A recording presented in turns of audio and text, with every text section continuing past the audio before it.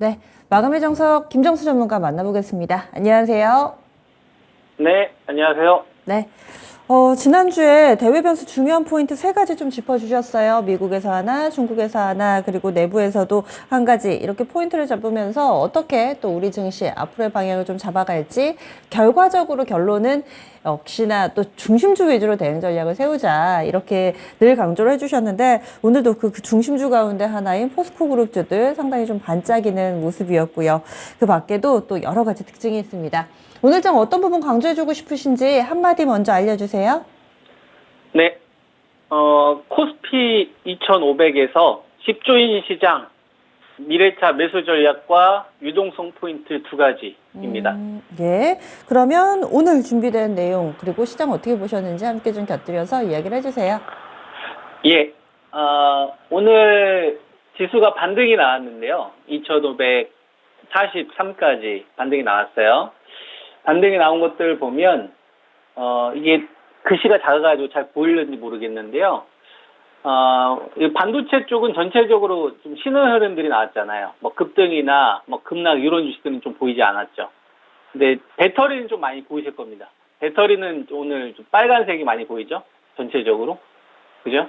그리고 자동차 쪽도 현대자동차나 이런 거는 좀 보합이긴 하는데 좀 중소형주들 이런 애들이 좀 반등이 좀 나왔고, 그 다음에 언택트, 네이버나 이런 주식들, 그 다음에 AC, 펄어비스, 낙폭주들이죠. 그 다음에 이제 엔터 이런 주식들 좀 반등 흐름 나왔고, 그 다음에 로봇 관련된 주식들, 이게 한 2에서 한 5%대, 그죠? 그래서 급등한 주식들과 급락한 주식들 중간중간에 좀 반등 나왔던 것 같아요. 전체적으로 좀 낙폭가대에서 많이 나왔고, 이게 위치에 상관없이 위에 있는 애들도 나왔고, 많이 빠진 애들도 나왔고, 그죠?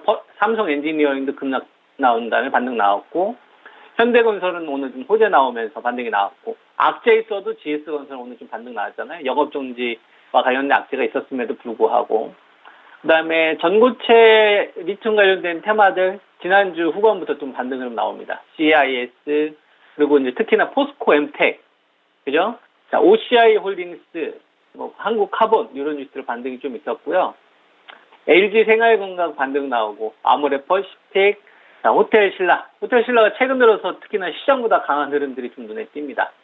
그리고 삼성바이오로직스는 75만 원 횡보세고, 셀트리온도 횡보세고, 그리고 지난주에 반등 나왔던 바이오 관련된 주식들 오늘 좀 차익 매물들이 많이 나왔고요. 그죠? 그래서 코스피하고 이제 코스닥 여기에 있는 것들이 코스피, 그다음에 이제 오른쪽에 있는 게 이제 코스닥이거든요. 전체적으로 보면은 배터리 관련된 주식들이 좀 상승이 많이 포함된 게 많이 보이실 거고, 그리고 이제 LNF, 낙폭가대, 그 다음에 포스코 DX가 상대적으로 강세 흐름이 나왔고, 그 다음에 레인보우틱스도 한 7%대 반등 흐름이 나왔습니다. 이런 식으로 해서 오늘 시장은 전체적으로 좀 소강 상태로 마무리가 된 하루라고 볼 수 있는데, 지금까지 제가 여러분들한테, 시청자분들한테 말씀드린 것 가운데서 여러 가지 이제 현상들이나 그 다음에 오늘 펼쳐진 어떤 결과에 대해서 제가 말씀을 좀 드렸는데요. 여기서 도움된 게 있으신다고 생각하십니까? 시청자분들? 지금까지 제가 말씀드린 게 여러분들 어떤 포지션을 결정하는데 단 1이라도 도움이 되냐 이거예요. 단 1이라도.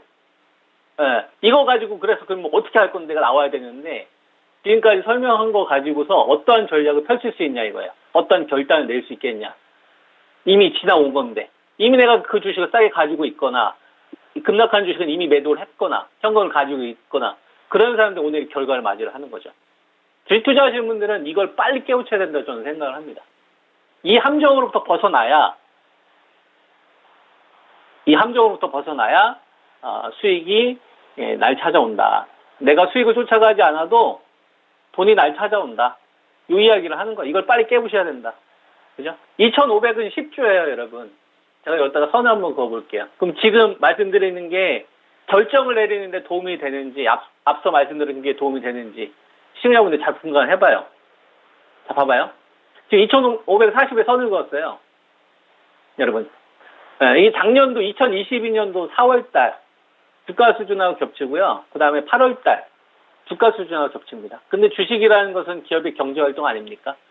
결국은 돈이 줄수록 기업의 펀더멘탈 이익에 수렴하거든요. 자, 이걸 조금 더 확대해 봅시다. 지금 시장은요, 3,300에서 2,100까지 떨어지는 이 기간 동안 2021년도 우리나라 기업도 얼마 벌었게요? 186조 벌었어요. 12월 결산법인. 2021년도입니다. 그러니까 사상 최고치죠. 그죠? 100조 벌다가 186조 번 거니까 2,000에서 186조까지 버니까 이거 조금 더 키워야겠다. 좀 더 키우면 잘 보세요. 시청자분들. 자, 3월 1,440에서 3,300까지 갈 때 우리나라 기업들은 107조 벌다가 186조 번 거예요. 12월 결산법인. 그러니까 3,300을 가죠. 요때가 우리나라가 150조, 160조 벌었으니까. 그죠? 186조 사상 최고치 찍으니까 그때부터 고점인데, 2,540, 2022년도 우리나라 기업 얼마 벌었게요, 여러분? 159조 벌었어요. 근데 돈이 미를 알죠? 186조보다 159조, 27조 날라간 거 미리 알고서 돈들이 반항을 하는 거예요. 그러니까 실적이 사상 최고치일 때 사는 게 아니라 사상 최고치일 때 팔아야 되는 겁니다. 과열 증상이 있었을 때는. 그리고 159조를 벌었던 2022년도입니다. 얼마 벌었다고요, 여러분? 159조예요. 자, 여기 2023년도 얼마까지 컨센이 다운됐냐? 50조에서 70조까지 컨센이 다운됐어요. 왜? 삼성전자와 하이닉스가 돈을 못 벌어요, 올해. 삼성전자, 하이닉스, 삼성전자에서 번 돈을 SK 하이닉스가 적자 나기 때문에 퉁쳐야 되거든요. 그래서 돈을 못 벌어요. 그래서 우리나라 기업 컨센이 50조에서 70조입니다. 근데 여러분들 3월 달에 무슨 일이 있었어요? 삼성전자 반도체 감산했죠? 그 전에 SK 하이닉스 감산했고, 그 다음에 삼성전자가 추가 감산했어요. 그러면 반도체 가격은 올라가겠네요. 그러면 삼성전자와 하이닉스 둘이 돈 제일 많이 벌었을 때가 언제일까요? 2018년도입니다. 80조 벌었어요. 50조에서 80조 벌면 130조 나오죠? 그러면 이게 최고치예요. 평상시는 얼마 벌었게? 50조 벌었어요. 평상시. 삼성전자, 하이닉스는. 즉 반도체 감산이 되면 최소한 50조 플러스 알파, 즉 50조가 되는 겁니다, 여러분. 그럼 2540이라는 자리는 나는 앞으로 대한민국이 100조도 못 벌겠네 라고 베팅하는 거예요. 여러분들은 여기에 베팅하시겠습니까? 아니면 회복에 베팅하시겠습니까? 회복에 베팅을 해야지. 그러니까 밑에서 나오는 주식 우리가 저점은 모르니까 여러분 우리가 2540 구간에서 얼마나 정확하게 우리 기업들이 이익을 버는지 나중에 알 수 있잖아요. 근데 분명히 알 수 있는 거 있다. 아, 감산했네. 그럼 우리나라는 최소 50조 이상 번다라는 거는 쉽게 알 수 있다. 근데 시장이 쉽게 안 빠지는 거예요. 50조 대의 밸류는 이제 다시 안 갈 거라 보는 거니까. 감산이라는 게 팩트로 정해진 거니까. 그러니까 사야 되는 거예요. 뭐를? 중심주를. 뭘 보고서? 유동성을 보고서. 삼성전자나 하이닉스 유동성, 이격을 보면서 사는 거예요. 그래서 여러분들에게 추천드렸던 게 배터리 중심주였지 않습니까? 자, LG 에너지 솔루션 잘 보세요. 얼마? 54만 원 밑이죠? 그 다음에 포스코 52만 원 초반이었죠? 벌써 59만 원이네요. 자, 포스코 퓨처는 40만 원 초반입니다. 자, 이 주식이 거래대금을 만약에 2조, 3조 가져오면서 전체 거래대금 12조, 13조 시장을 키운다. 그럼 어떻게 해야 돼요? 난 배터리 없다. 에코프로 이런 거 사야 돼요. 에코프로 BM. 그 다음에 삼성 SDA 이런 거 사시면 돼요. 인프라지 않습니까? 자, 그 다음 배터리 LG 에너지 솔루션이나 포스코 홀딩스 얘네들이 돈을 못 키워요. 여러분, 정체됐다고 칩시다. 그러면 그때 뭘 보는 거예요? 전체 거래대금을 보는 거예요. 10조.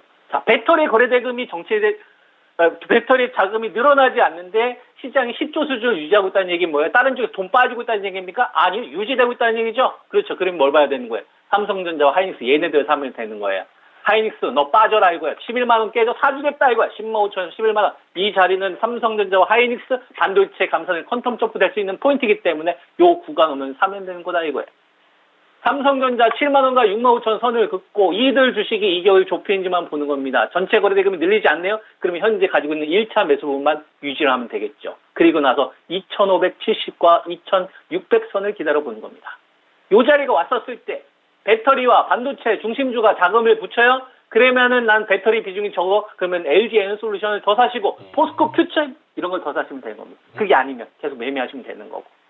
그래서 중심주가 무너지면 2,350이고 중심주 쪽의 유동성을 보면서 대응하는 전략. 이렇게 계속 가져가시면 되는 겁니다. 네. 예, 명쾌하네요. 알겠습니다. 고맙습니다. 네, 감사합니다. 네.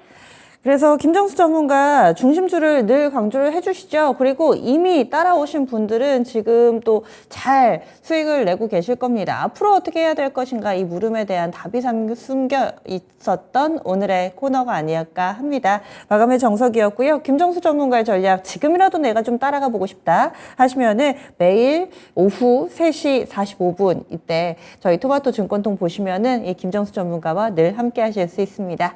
준비한 내용 여기까지입니다. 다양한 투자 판단에 대한 도움 말씀드렸고요. 종목의 상승 하락을 보장하지는 않습니다.